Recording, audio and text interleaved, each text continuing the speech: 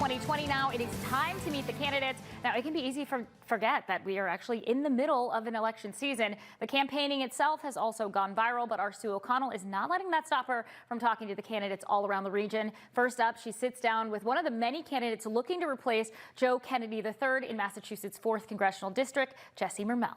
Welcoming Jessie Mermel, I'm Sue O'Connell. This is our first edition of Meet the Candidates because there are lots of candidates out there still running for office, hoping to represent you. Jessie is running for the Mass Congressional District, which you can look up. Hopefully we'll have a map to show you up here on the screen, but it represents like Brookline, Hopkinton, Millis, Milford, Attleboro, South Walpole, Peacock, Foxborough, Easton, Somerset, Dayton. How did I do there, Jessie Mermel? We don't have South Walpole, but you got pretty much everything else. Okay, good. Sorry, South Walpole, you're not part of this. Jessie's the former. We would love to have them, but it's just not how the map was drawn. Jessie's a former senior staff member of Governor Deval Patrick's office and the former president of the Alliance for Business Leadership. Jessie, who are you and why are you running for Congress? Well, you just said a little bit about who I am, but I have been working on progressive issues here in Massachusetts for the past 20 years, and I'm running for Congress now more than ever because the fight that I've been in to lift up working families for, again, over 20 years is the fight that we need to take to Washington. And I felt that way before this crisis arose, and I feel even more strongly about that now. Working to fight for paid family and medical leave, working for nurses and doctors and for our friends in organized labor, working to make sure that those who are the most vulnerable among us, something that we are seeing in stark relief now, have the safety net that they need to thrive, not just to get by, not just to hope that things might be okay.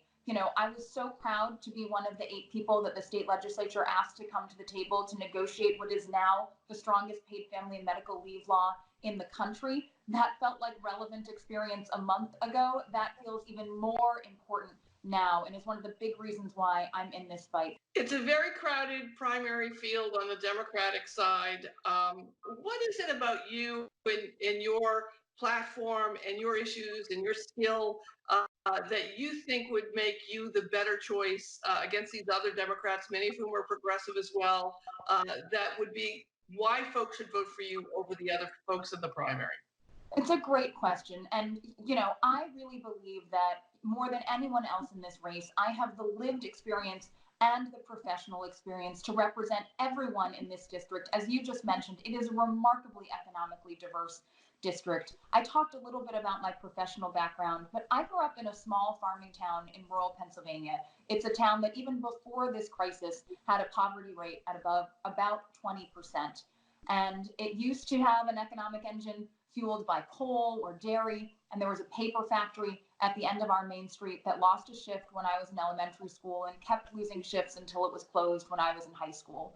And when I'm in the southern part of this district, when I'm in Fall River or Taunton and Attleboro, I have yet to meet a single voter who cares that those industries are different from jewelry or textiles or fishing.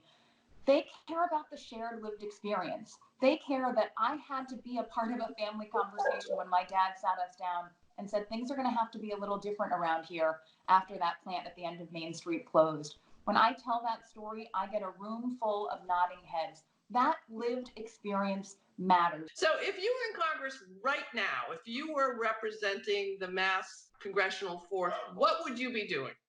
Workers, workers, workers. The fact that the Republicans in the United States Senate the other day tried to hold up a relief package because it was too generous to jobless Americans made smoke come out of my head. Working families are exactly who we need to be fighting for right now. It is the experience of my entire career, and it's what I would be doing if I were in Washington today. I was at the forefront of the fight for paid family and medical leave here in Massachusetts. I think I would have a responsibility to be at the forefront, to take that expertise and that experience and be at the forefront of that conversation in Congress. But there are so many things that we know working families need: direct cash relief, relief for debt. We can go on and on down the list. That would be my number one priority if I were in Congress right now. October, you launched. Now, you as well as every other candidate in the country for offices big and small is facing a challenge on how to connect to voters. I know that you, as well as some of the other candidates in the fourth, have had a very vigorous social media presence. How is it campaigning? What are you doing to try and connect to the voter out there, as well as introduce yourself and try and get your vote and connect with them? Well, listen, Sue, public health first, campaign second. That has been our motto the past few weeks and will continue to be our motto as long as it's necessary, quite frankly.